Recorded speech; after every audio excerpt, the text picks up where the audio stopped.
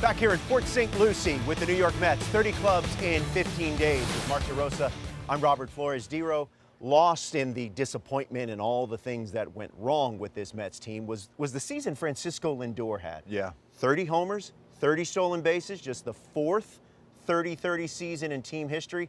He's really growing into this role or as one of the faces of this franchise. Yeah, I think Ronald Acuna's 40 and 70 covered up a lot True. of great seasons along the way. Listen, I think Francisco Lindor is one of the top 5 shortstops in the game, and I think he doesn't get talked about enough. Like you said, 30-30, switch hitter, but what I'm blown away with, and I think he's relaxed in New York. I think he tried to come in and, and you know, instill himself, be the captain, all those things. I think he's relaxed, taking a step back. He's let the game come to him. But what I love about him and respect about him the most is the way he goes about his defense. He is meticulous at shortstop, and I had a chance to catch up with him and break it down. All right, Francisco, kind of mid-March right here. Where are you at in camp? You come in ready to go, or is it a process for you ramping up? No, it's definitely a process. Yeah? It's something that you work your way up. I show up ready to compete, but not ready to play 9 innings.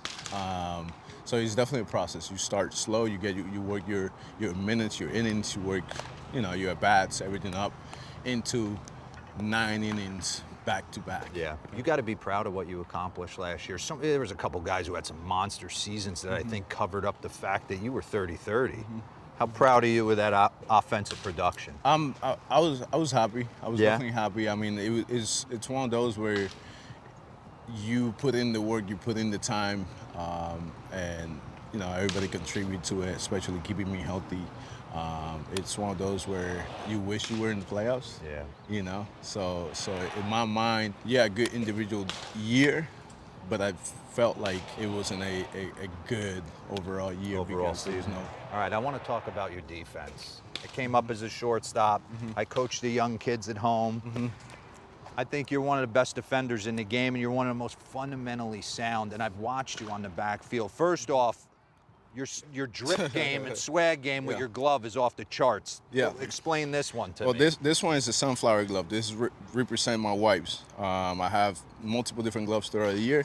This one I'm representing her. So this is going to be one of the daytime gloves. It's got like the colors for the day. Are the cleats going to match? 100%. Oh. 100%. Cleats, probably batting gloves. We'll see. We'll see what else comes out. All right, so kind of get into like the fundamentals of what you do at shortstop. Pre-pitch, are you a guy that, are you a hopper and a go? Are you static? And then kind of take me through what you're trying to do. Every throw to first base is chest high. Yeah, to me, it changes. It changes depending on my day. There's days that I'm tired and I can't have too much movement. There's days that I'm too hyper. Right? Yeah, so I definitely need to come down. So it just depends on my days, how I feel. The most important thing is just being down when the ball is entering the hitting zone. To me, that's the most important thing when it comes to pre-pitch. That's why we do the pre-pitch, to be ready for the ball to be entering the hitting zone. And then after that, it's just keeping the ball a little bit to the left side of my body and then funneling. Why are you keeping it to the left side? I know why, but I want to teach some kids at home. Yeah, for sure. So the ball, as I'm going to get the ball, I'm always throwing the ball to first base or second base. That's usually my target. So I'm rounding the ball in a position where when the ball comes, and if it takes a bad hop and I'm moving to my target, it's gonna hit me on the right side. Yeah. But if I'm on the right side and I'm moving to the target, it takes a bad hop as it goes in the outfield. I always want to keep the ball in front, at least if it takes a bad hop, or if I miss it, it's gonna be in front of me. So I give myself a chance to make the play. And then same thing, second base, to flip the ball. As I'm going to my target, I'm moving into my target. Yes. So I'm always on the left side of my body, keeping my gloves in front of my eyes so I can see the baseball.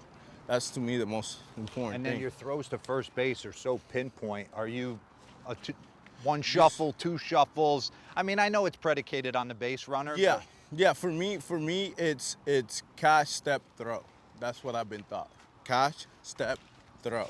That's what I've been taught my whole career, my whole life, pretty much since I was little. But it changes. To your point, my internal clock. You get into that rhythm of like, I know I catch it, and I got more time, and I still haven't had my grip. I take one step, an extra step, and throw. Or This one is going to be a little faster runner. One step and throw. Tell the kids at home, fundamentals every day. 100%. Fall in love with the monotony of the ground ball. Be obsessed with them. You got to be obsessed with them. At the end of the day, that's what takes you to a different level. Yeah, it might seem boring at the beginning.